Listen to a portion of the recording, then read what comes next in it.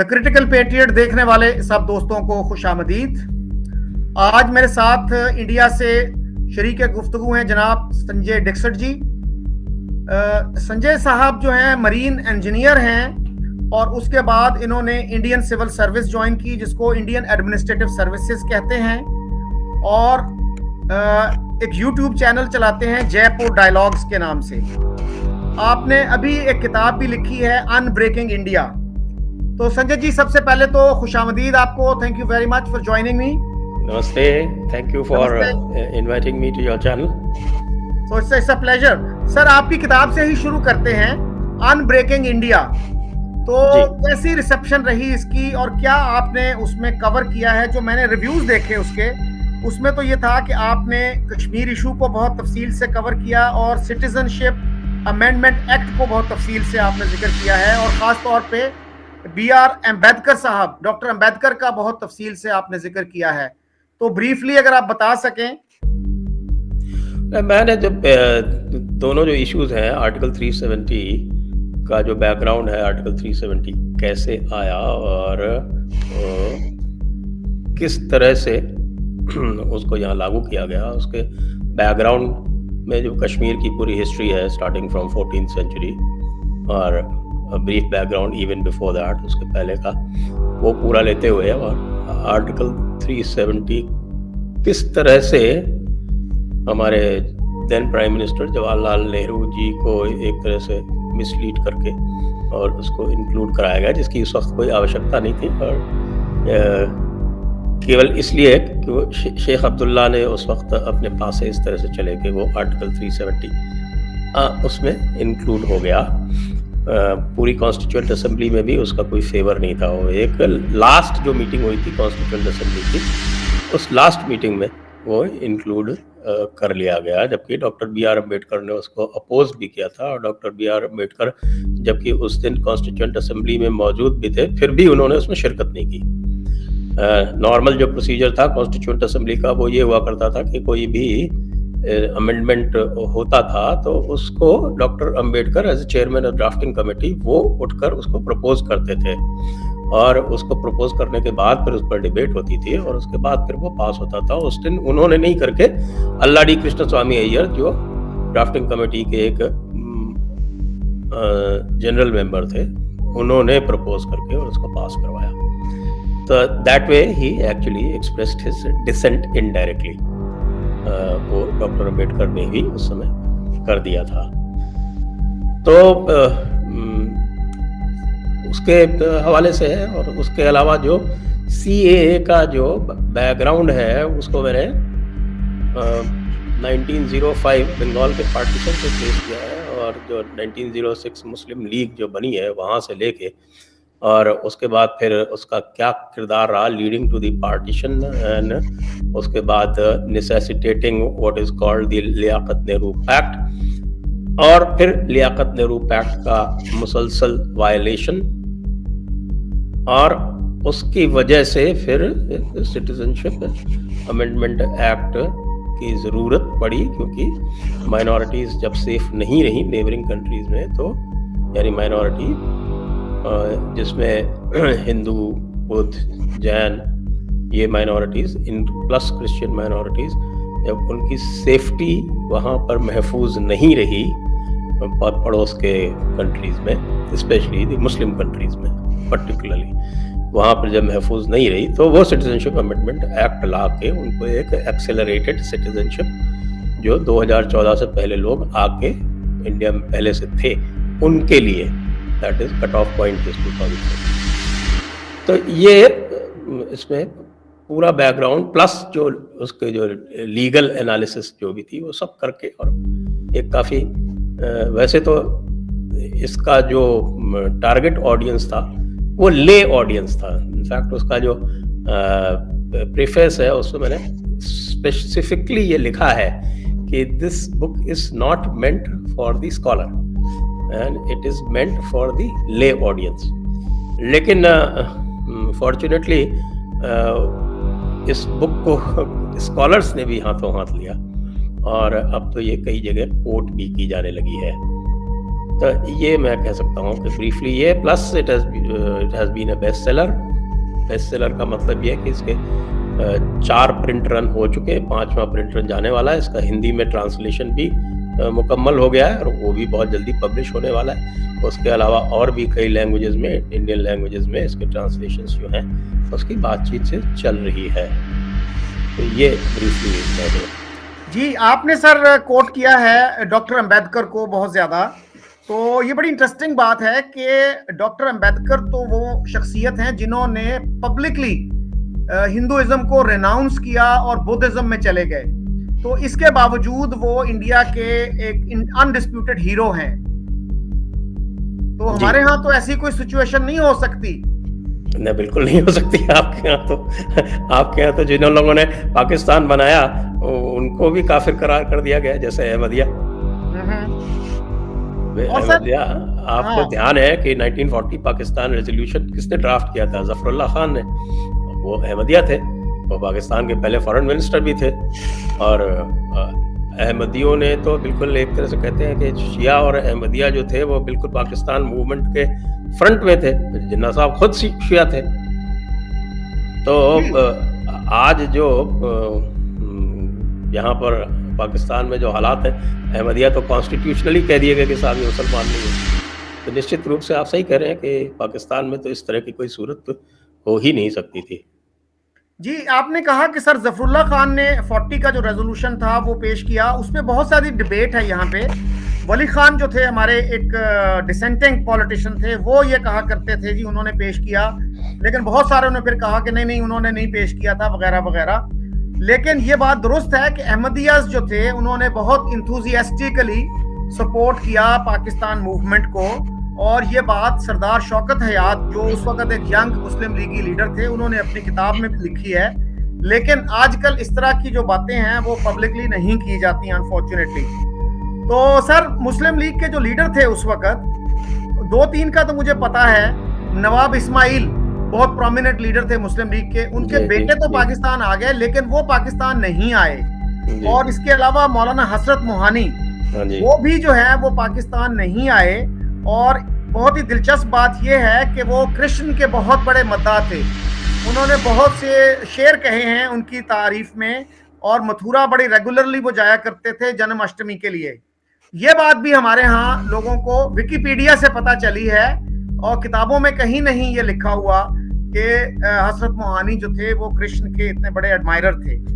Sir और कौन से लीडर्स थे जो इंडिया ही में रह गए मुस्लिम लीग? वैसे एक बात और बताऊं आपको, हसरत मोहानी अकेले ऐसे थे।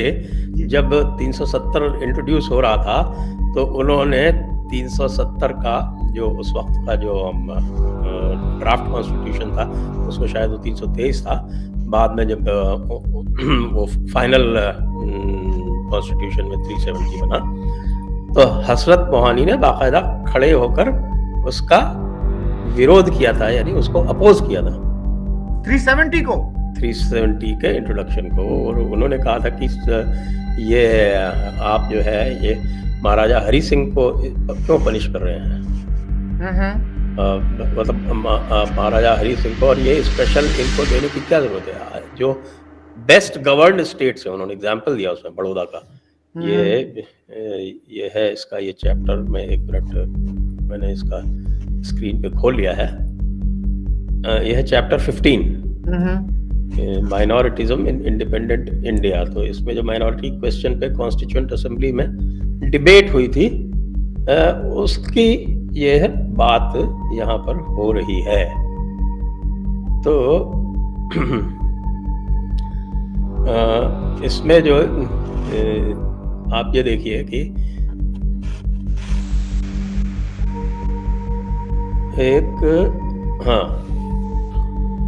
टोटल 33 मुस्लिम मेंबर्स थे कॉन्स्टिट्यूएंट असेंबली में,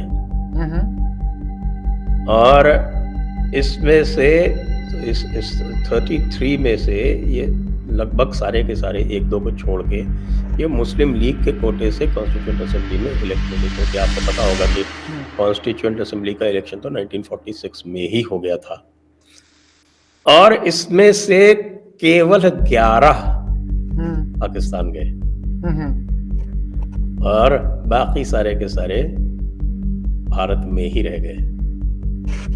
तो आप ये और जो कह रहे हैं कि मुस्लिम लीग के बहुत सारे नहीं, जो इनके मेजॉरिटी जो इलेक्टेड लीडर थे वो रह गए यहाँ पर, और बहुत सारे लोग तो बाद में गए, जैसे खलीकुज़्ज़मा जो थे आपके, खलीकुज़्ज़मा तो बहुत बाद में आए। जी जी, वो तो बहुत बाद में आए हैं, और भी कई सारे लोग जो मुस्लिम लीग के सिंपैथाइजर थे, राइटर्स थे, जैसे जोश बलियाबादी, वो भी बाद में गए। और कुछ ऐसे भी हैं, सज्जाद ज़हीर जैसे, जो बाद में पाकिस्तान से वापस इनवाइट कर लिए गए, क्योंकि हमारे नेहरू जी को जो है वो कम्युनिस्टों से विशेष प्रेम था। तो वो तो कुरातुल हैदर भी, जो बहुत बड़ी राइटर थी, वो भी पाकिस्तान आई थी, फिर वो वापस चली गई। हाँ, साहिर लुधियानवी भी आए थे, फिर चले गए थे वापस। That's right. तो और बताऊं आपको, जो मुस्लिम लीग की जिन्होंने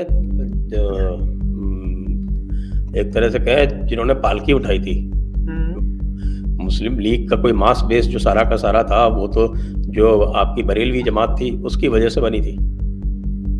तो बरेलवी जमात की तरफ से जो लोग पाकिस्तान की पैरवी कर रहे थे, और जिन्होंने पूरा इनका जो है वो चार्टर पेश किया, एक आपको ध्यान हो कि बरेलवियों की तरफ से एक चार्टर पेश हुआ था, वो नईमुद्दीन मुरादाबादी ने बनाया था।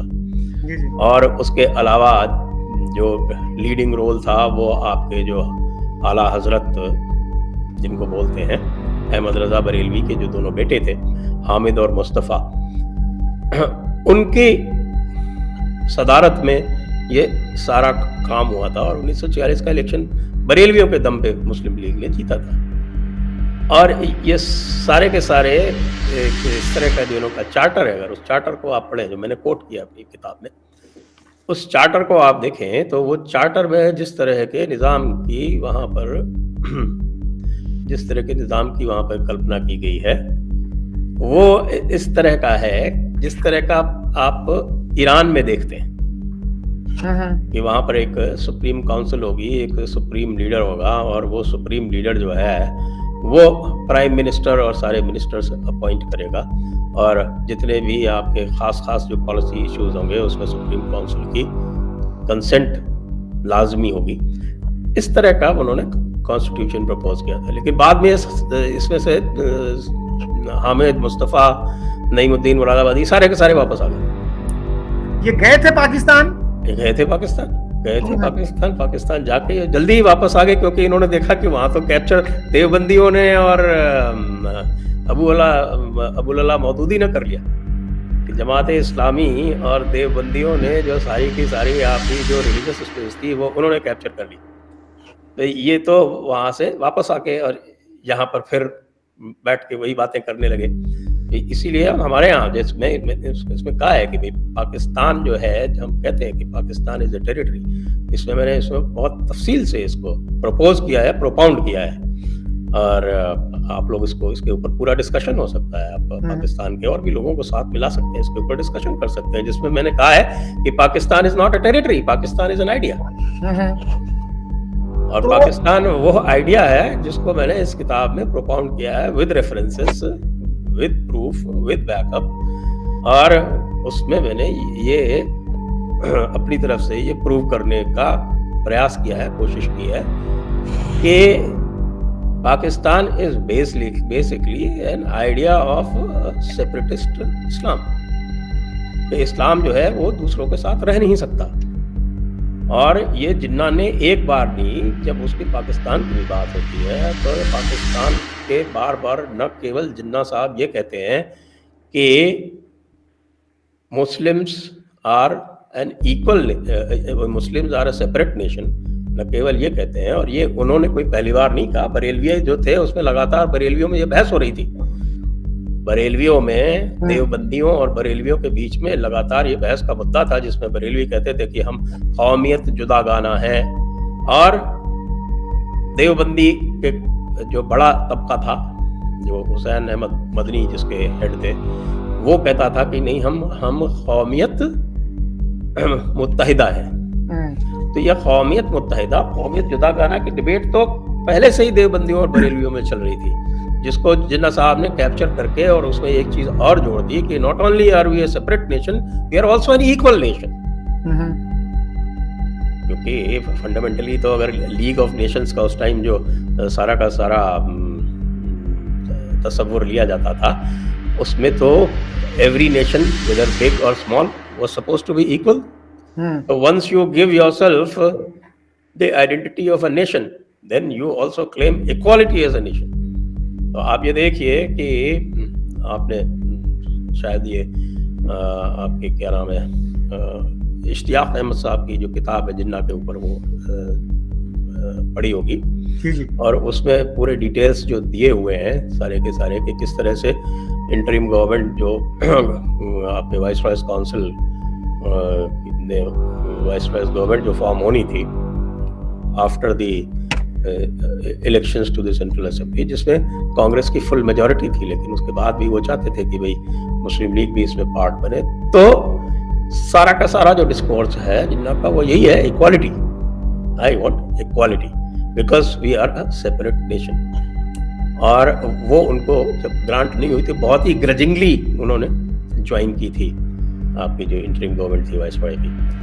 उसकी वजह से उसमें डिले भी बहुत हुआ था, 3-4 महीने लग गए थे उसको गवर्नमेंट को फॉर्म करने में, और उसके बीच में उन्होंने असर्ट करने के लिए डायरेक्ट एक्शन डे भी मना लिया था। That's right. तो सर मौदूदी साहब जो है ना वो काफी जल्दी जेल भी पहुंच गए थे। जी हाँ बिल्कुल। उन्होंने एक स्टेटमेंट दे दी थी कश्मीर के जिहाद पे, तो जिसमें उन्होंने कहा कि जब तक हमारे ट्रीटी रिलेशंस हैं, पाकिस्तान के ट्रीटी रिलेशंस हैं, तो किसी पाकिस्तानी के लिए जायज नहीं है वहां जाके लड़ना, और जिहाद नहीं है ये पाकिस्तानियों के लिए। तो उस पे फिर उनको जेल में डाल दिया गया था।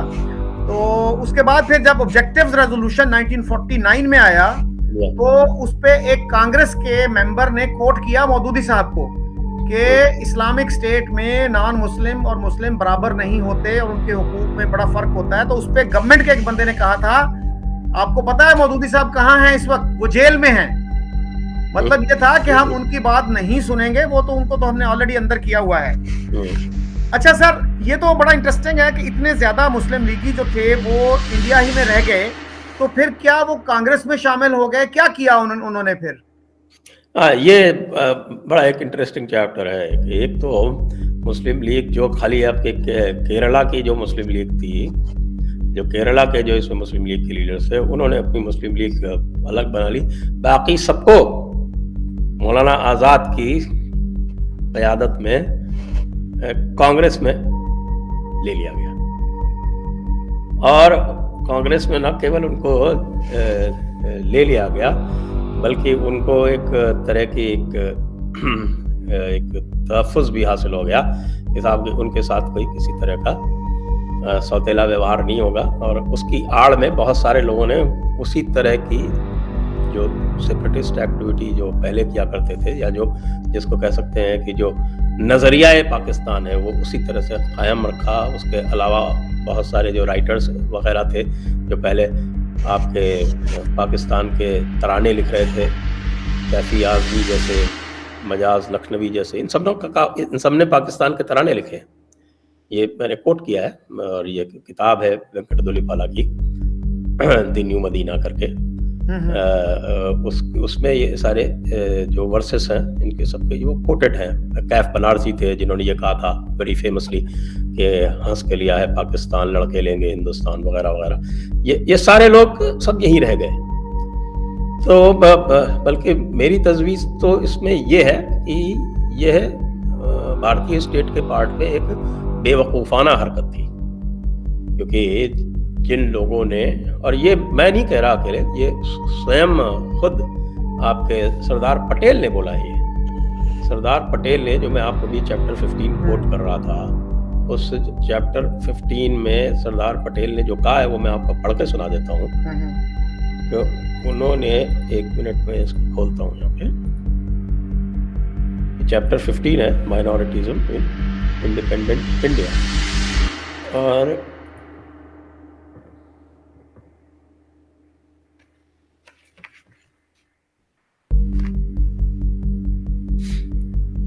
जी, इसमें मेरी कमेंट्री भी है थोड़ी सी। आप कहें तो वो भी मैं पढ़ के सुना जी सकता जी हूँ अगर सुनाइए। आपके पास वक्त हो। जी इसमें मेरी थोड़ी सी कमेंट्री है कि the astounding bit is that the 4 Muslim members from Madras who were instrumental in the Muslim League getting 100% Muslim seats from that province. Madras province comprised Malabar, present Andhra Pradesh and Tamil Nadu, were not only attending the Constituent Assembly but were still battling for separate electorates. This should be seen in the context of the anti-CAA narrative being put forward by minority institutions like AMU and Jamia Millia Islamia and by Marxist-dominated institutions like JNU and Jadavpur University. As traced through the history of Muslim politics discussed in this book, it never moves too far from the essential Islamic principles of separate identity. अब इसमें फिर मैंने सरदार पटेल को coat किया है। ये बहुत सुनने की बात है, सरदार पटेल ने क्या कहा।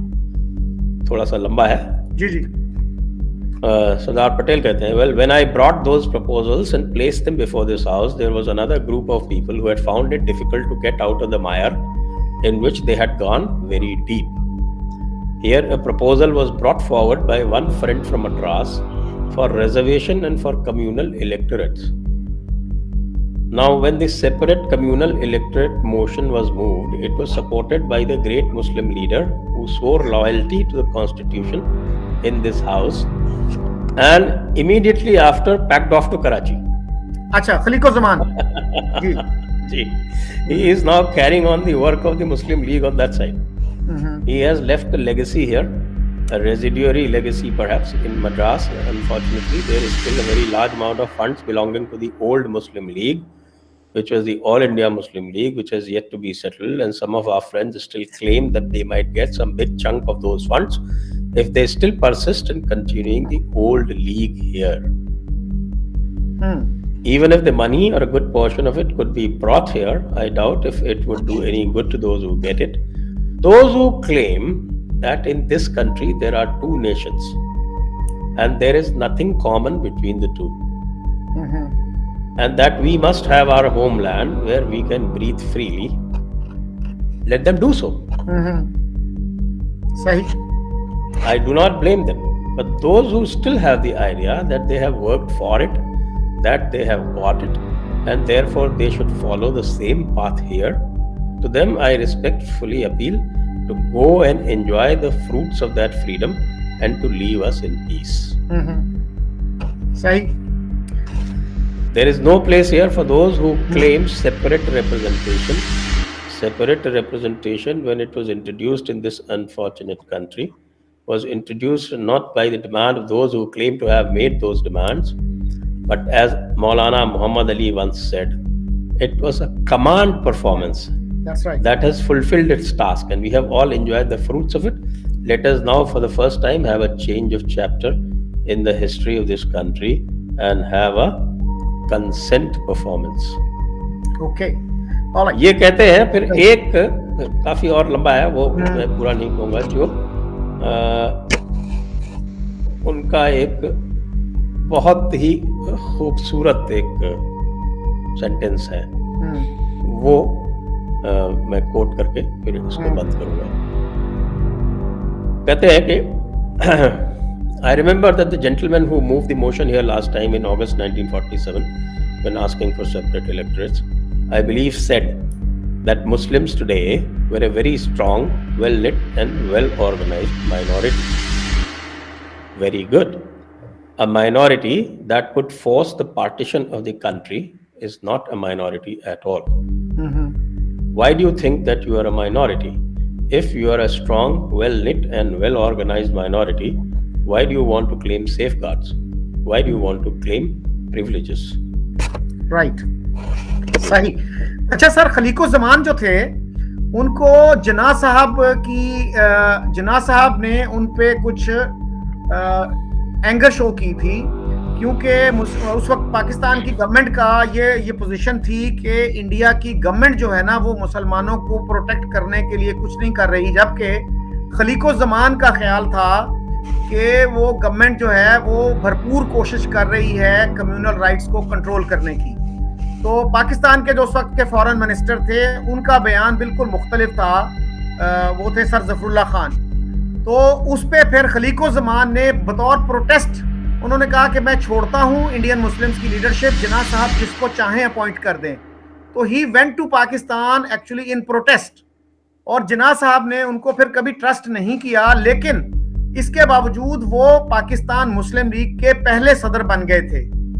और उन्होंने जो किताब लिखी पाथवे टू पाकिस्तान, और उर्दू में है वो शाहराए पाकिस्तान, उसमें टू नेशन थ्योरी पे काफी क्रिटिसिज्म है। वो ये कहते हैं कि टू नेशन थ्योरी से इंडिया के मुसलमानों को बहुत नुकसान हुआ, दोनों कम्युनिटीज के दरमियान बैड ब्लड पैदा हुआ इससे। ये वो बातें हैं आज जो पाकिस्तान में कोई नहीं करता, किसी टेक्स्ट बुक्स में इनका जिक्र नहीं मिलता। तो सर ये बताइएगा, एक दिल्ली में एक अखबार था जो मुस्लिम लीग को सपोर्ट किया करता था, वो मैंने कहीं पढ़ा, मंशूर या कुछ ऐसा नाम था उसका, और वो रातों रात जो है वो कांग्रेस का सपोर्टर बन गया। Have you heard that story? ना, ये नहीं सुनी, ये बताइए जरा। हाँ, वो अखबार था, मेरे ख्याल मंशूर था या कुछ ऐसा नाम था उसका। तो अब उन्होंने कहा यार अब कराची क्या जाएंगे, इधर ही रहते हैं, और अपने जो है ना आइडियोलॉजी बदलनी है ना जरा सी, तो वो फिर मुत्तहिदा कौमियत का वो सपोर्टर बन गया।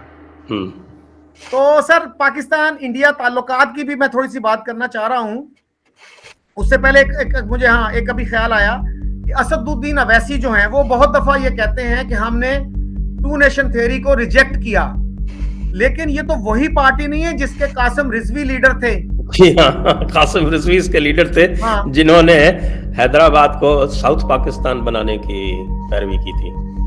तो वो तो फिर जब वो हुआ जो पुलिस एक्शन या मिलिट्री एक्शन हुआ, उसमें तो वो पकड़े गए थे, 5-7 साल जेल काट के वो फिर कराची आए।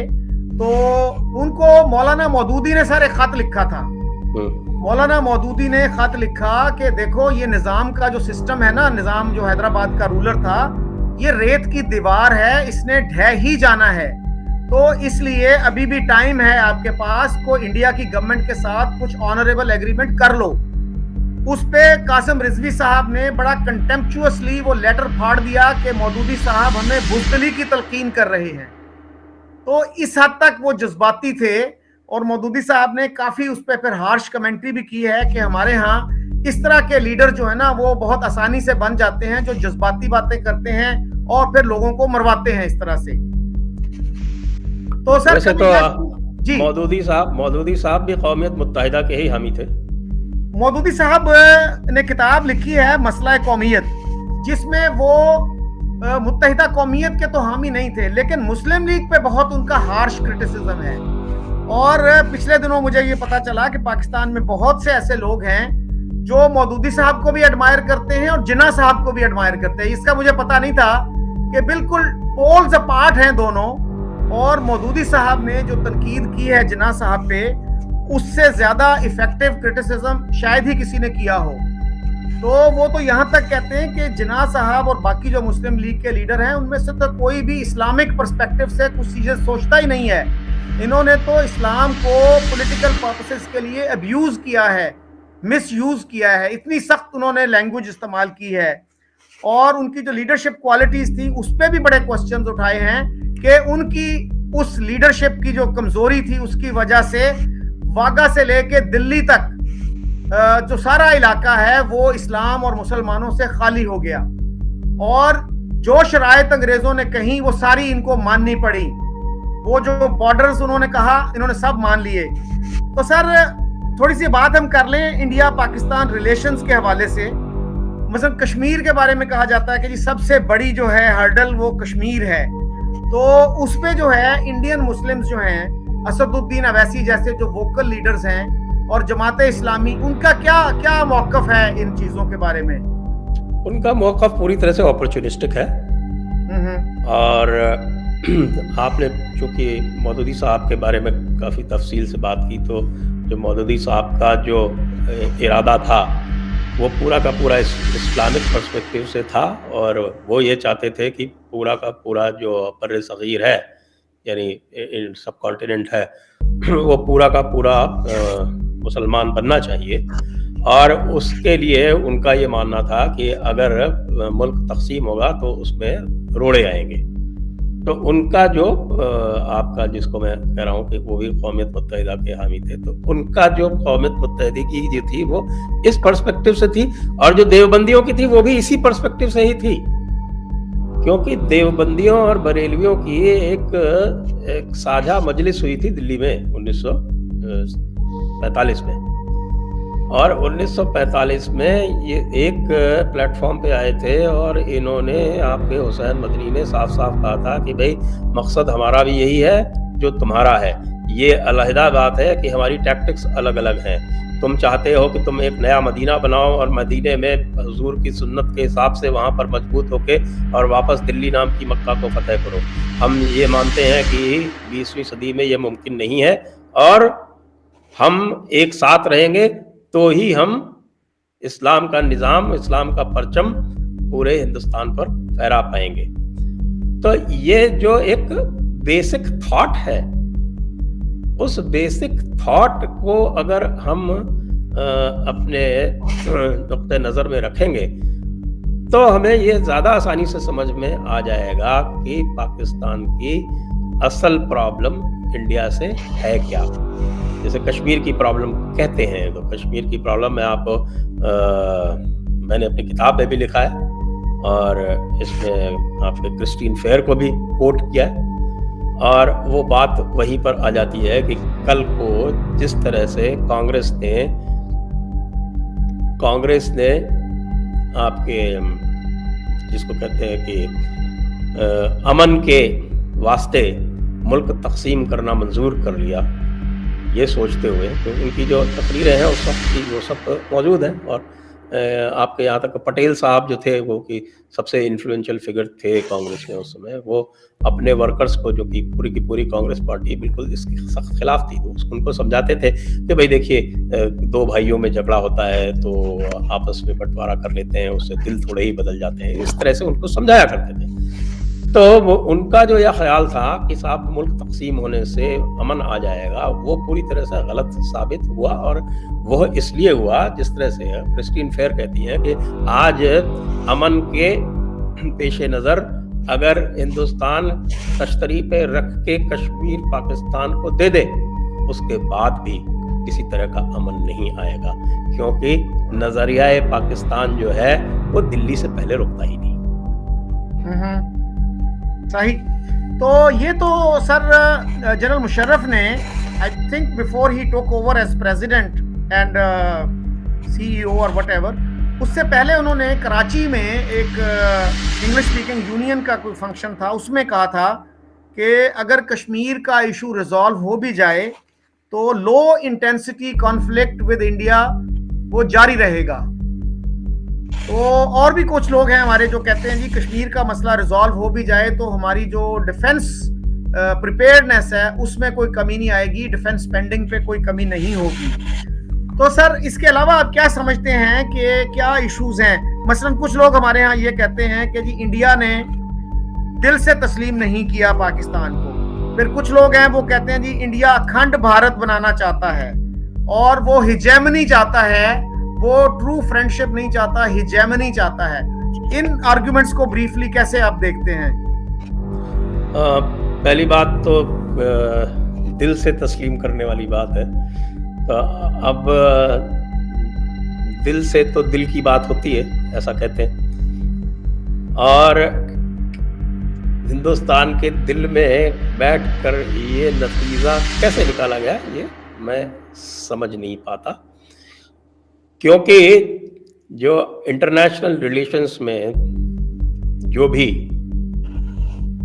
भी तरीक़ात हैं वो सारे के सारे हिंदुस्तान और पाकिस्तान के बीच में मौजूद हैं।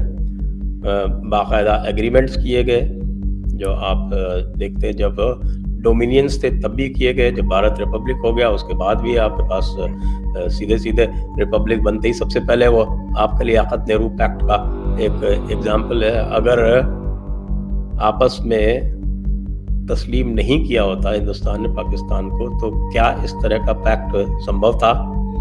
फिर उसके बाद एक बड़ा पैक्ट जिसको कहते हैं Indus waters treaty Nehru ji ने काफ़ी यहाँ पर ऑपोजिशन के बावजूद अपने हिसाब से काफ़ी कंसेशन देते हुए पाकिस्तान को, और एक तरह से, क्योंकि आप ये देख रहे हैं कि जो उसमें इंडस वाटर ट्रीटी में नदियों की जो सारी की सारी कैलकुलेशन हुई है उनके वाटर्स की, वो कैलकुलेशन इस हिसाब से हुई है कि मानो वो जो एग्जिस्टिंग सिचुएशन है उसके हिसाब से है। क्योंकि अगर हिंदुस्तान उस वक्त भी इस चीज़ पर इंसिस्ट करता कि नहीं, जो नदियां हैं जम्मू कश्मीर जो हमारा जो लीगली जिसको हम अपना पूरा हिस्सा मानते हैं, अगर उस हिसाब से देखते तो ये इंडस वाटर ट्रीटी हो ही नहीं सकती थी, क्योंकि फिर आपको तरबेला में डैम आपको मंगला में डैम कैसे बनाने दिया जाता? मंगला में डैम बनाने के लिए इंडस वाटर ट्रीटी के बाद ही तो पॉसिबल हुआ वो। तो ये तो मेरा तो ये मानना है कि तस्लीम से आगे बढ़ के नेहरू जी ने कंसेशन दिया।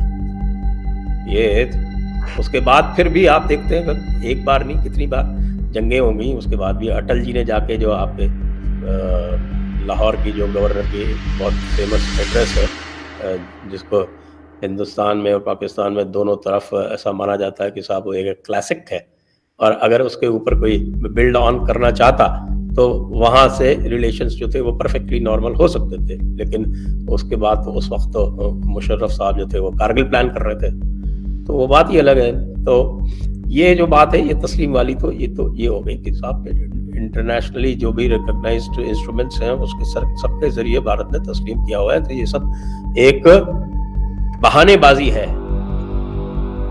ये एक बहानेबाजी है उन लोगों की जो चीज़ों को नॉर्मलाइज नहीं होने देना चाहते, एक चीज़। दूसरी बात जो कह रहे हैं कि साहब भारत अखंड भारत चाहता है, तो ये भारत का तो सरकार का या किसी भी सरकारी पार्टी का, ना तो कांग्रेस का ना तो बीजेपी का, किसी का ये ऑफिशियल स्टैंड नहीं है।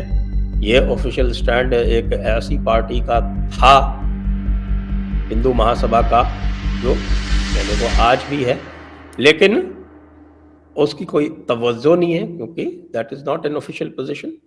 प्राइवेटली इंस्टीट्यूशंस और कोई भी, मैं चाह सकता हूँ, मैं कह सकता हूँ, आप कह सकते हैं, लेकिन जब तक कि ये कोई सरकारी निज़ाम नहीं कहता तो इसका कोई मतलब नहीं है कि भाई 5% लोगों के दिल में अखंड राष्ट्र बसता है। It has absolutely no meaning in law और इन फैक्ट।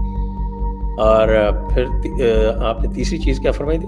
हिजेमनी, कि इंडिया जो है वो दोस्ती नहीं चाहता, हिजेमनी चाहता है, बालादस्ती चाहता है। वो जो हिजेमनी वाली बात है वो, अब मैं क्या कहूँ, भारत ने तो MFN स्टेटस दे दिया था 90s में, पाकिस्तान ने नहीं दिया, तो हिजेमनी कौन चाहता था? Again facts are contrary. और इसका जो मैं एनालाइज कर पाया हूँ, वो हिजेमनी वाली जो बात वहीं से आती है कि अगर आप इक्वालिटी नहीं देते, जैसा जिन्ना साहब ने कहा था कि we are not only a separate nation, we are also an equal nation. अब वो जो इक्वालिटी की बात आती है, तो टेक्निकली तो मैं ये कह सकता हूँ कि जो सैन मारिनो नाम की एक छोटी सी कंट्री है, वो टेक्निकली तो US के इक्वल है, लेकिन क्या रियलिटी में वो इक्वल हो सकती है? तो आप अपने से 10 टाइम्स बड़ी इकोनॉमी के साथ में आप ये एक्सपेक्टेशन करें कि पैरिटी रहेगी, तो वो तो नहीं रहेगी।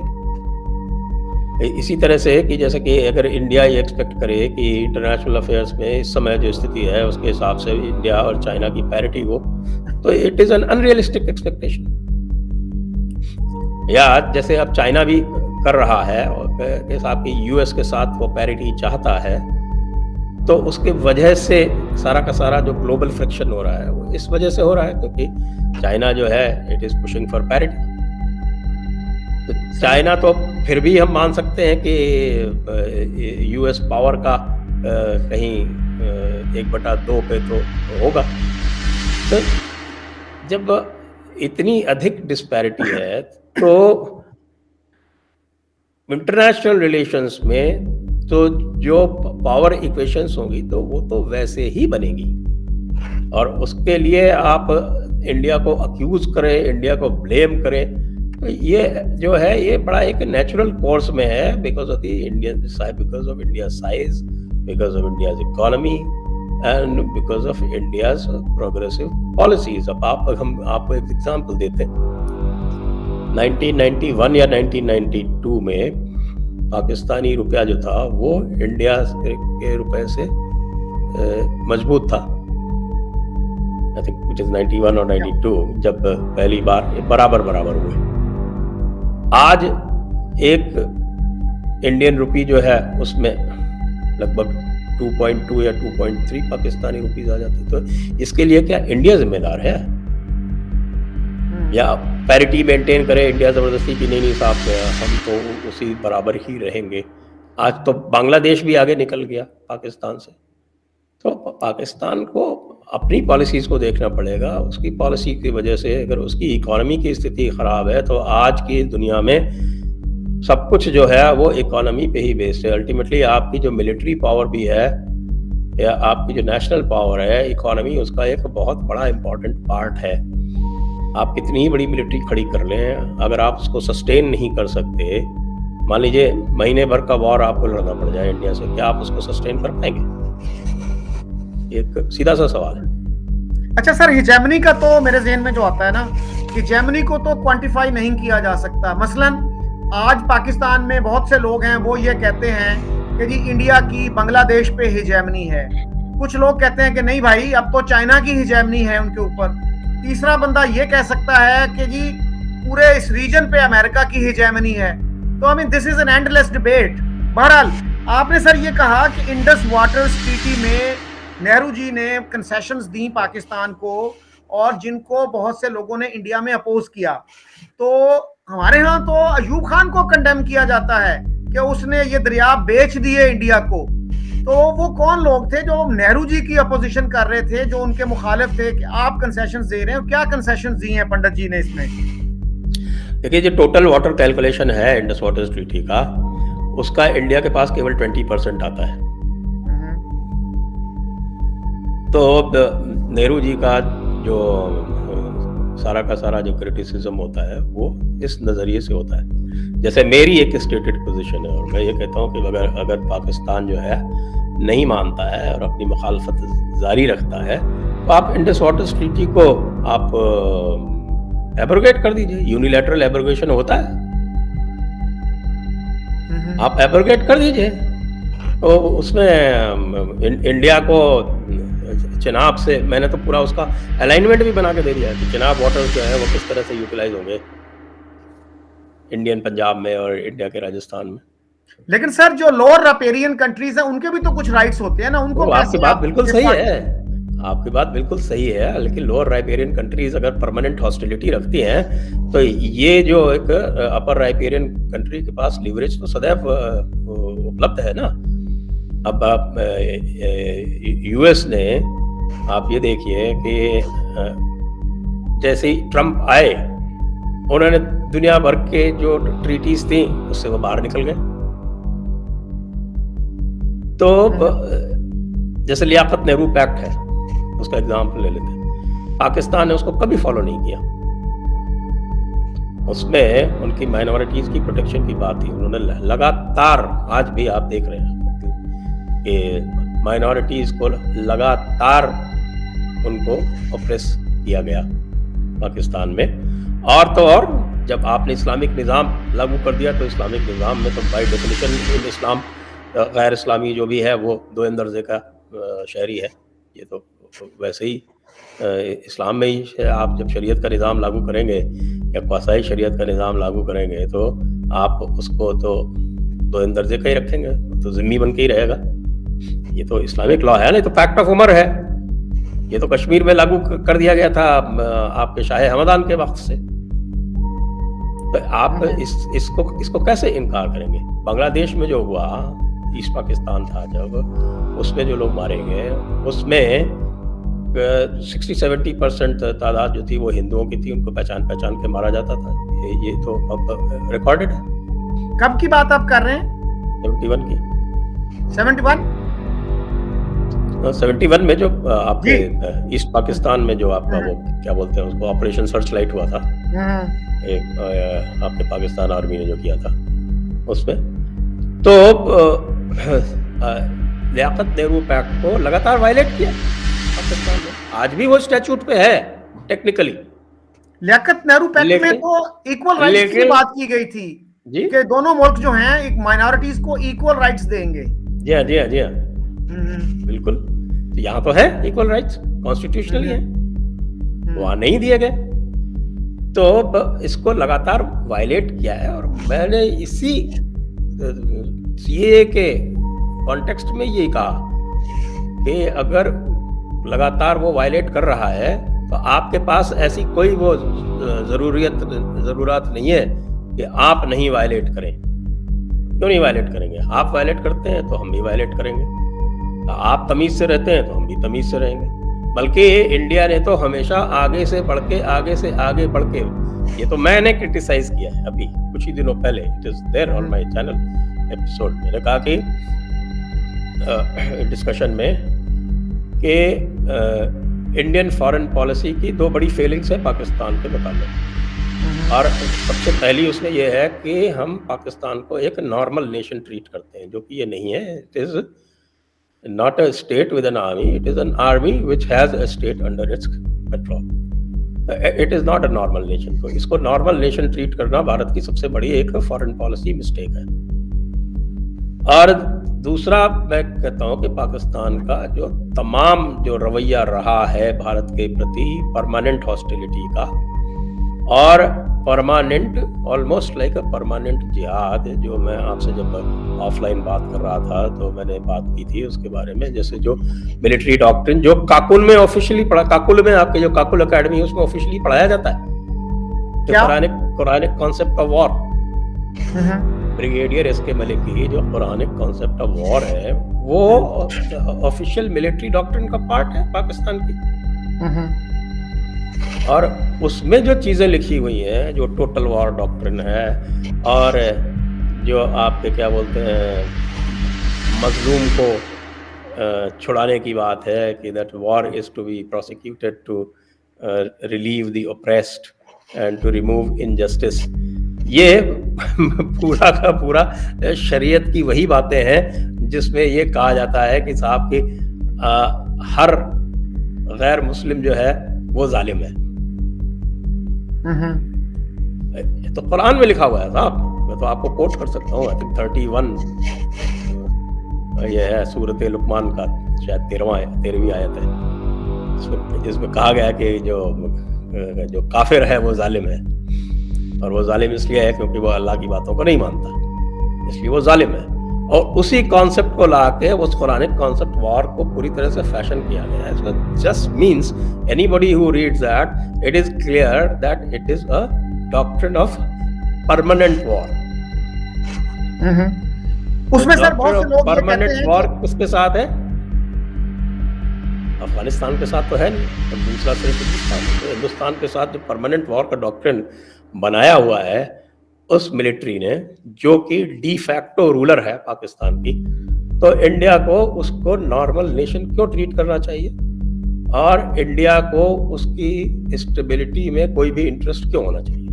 ये मेरे क्वेश्चंस हैं। उसमें सर जो कुरान की आयत हैं उस पे बहुत से लोग ये कहते हैं जी उनका कॉन्टेक्स्ट है वो उस जमाने के लिहाज से थी, so they may not be for all times to कम।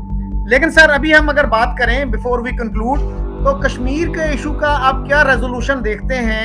क्या आप डिनाई करते हैं कि वहां एक प्रो पाकिस्तान सेंटीमेंट पाया जाता है? कुछ सेक्शन उसमें पाया जाता है, लेकिन वो जो एरिया है वो बहुत ही लिमिटेड एरिया है। देखिए पूरा जो जम्मू कश्मीर जो आपके आर्टिकल 370 के हटने से पहले जिसमें पूरा लद्दाख शामिल था, वो जो एक वैली की एक छोटी सी स्ट्रिप है, उसमें भी प्रिडोमिनेंटली श्रीनगर और साउथ कश्मीर का कुछ एरिया है, वो उस Indian Jammu and Kashmir before 370 का मुश्किल से 10% था। आज चूंकि जम्मू कश्मीर अब छोटा रह गया है, लद्दाख जो है बहुत बड़ा पार्ट हो अलग हो गया है इन टर्म्स ऑफ एरिया, तो वो हम मान सकते हैं कि वो बढ़ के कोई 20% हो गया होगा। और उसमें भी इंडियन स्टेट ने बहुत सारी जो सेपरेटिस्ट टेंडेंसी 370 की वजह से भी हुआ, क्योंकि 370 ही को जब आपने वहां लागू कर दिया तो उसमें आपने ये किया कि आपने ऑफिशियली एक भारत के सेक्युलर कॉन्स्टिट्यूशन के नीचे आपने एक डी फैक्टो मुस्लिम स्टेट को रिकॉग्नाइज किया, जो कि किसी भी सेक्युलर कंट्री में नहीं होना चाहिए। जब कंट्री सेक्युलर है तो it simply means that there cannot be privileges given to any religious groups. But this privilege was granted to Kashmir and Kashmiri Muslims. तो ये सबसे पहली गलती तो यही थी। वो पूरा मैंने उसमें एनालाइज किया है, जो 370 के बारे में, जब कैसे 370 आया, उसका क्या इम्पैक्ट हुआ, how Sheikh Abdullah played a fast one on Nehru, वो सारी चीजें उसके अंदर डिस्क्राइब्ड है। अच्छा सर, ये बताइए मुझे लगता है मुझे अब निकलना पड़ेगा 5:30 बजे। ब्रीफली सर ये बताइएगा कि क्या इंडिया पाकिस्तान के अगर रिलेशंस अच्छे हो जाते हैं तो क्या फायदा होगा दोनों मुल्कों को? फायदा ही फायदा है, और ज्यादा पाकिस्तान को फायदा है। जो पाकिस्तान की एक, जैसे बांग्लादेश और पाकिस्तान में कई बार मैं कंपैरिजन करता हूँ कि बांग्लादेश ने ओवरलैंड राइट्स अलाउ कर रखे हैं और उससे वो पैसा कमाता है, और पाकिस्तान एक आइडियोलॉजी को लेकर बैठा हुआ कि नहीं, हम सेंट्रल एशिया में नहीं आने देंगे हिंदुस्तान को। तो नुकसान किसका? इंडिया ने अपना रास्ता निकाल लिया, चाबार होके जाने लगा, तो उससे किसका नुकसान हुआ? हिंदुस्तान को या पाकिस्तान?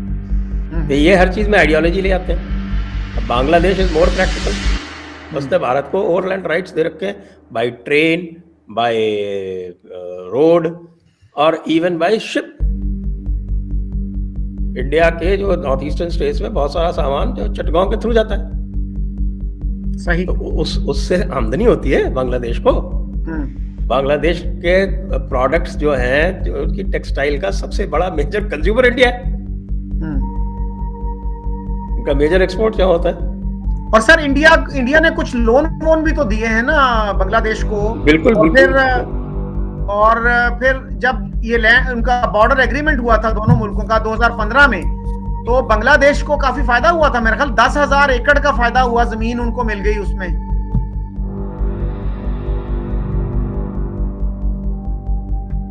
जी सर। जी शकील जी, वो नेक्स्ट शो से मेरी कॉल आ गई है। अच्छा सर, तो बहरहाल बहुत आपने मुझे वक्त दिया, तो मैं आपका शुक्रगुजार हूँ। तो आपसे फिर बात होती रहेगी। इसी के साथ आपसे और बाकी दोस्तों से इजाजत चाहता हूँ। खुदा हाफिज। Thank you. Good night.